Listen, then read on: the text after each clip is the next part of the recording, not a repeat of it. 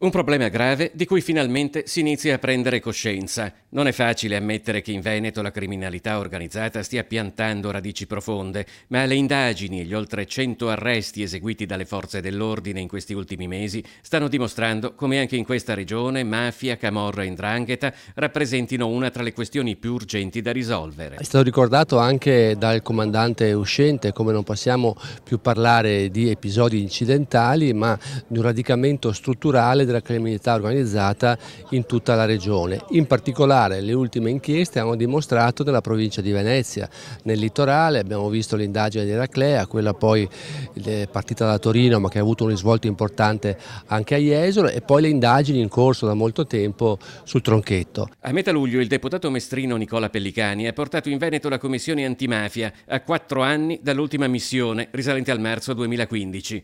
Da allora era stato rilevato un ulteriore radicamento della malavita organizzata.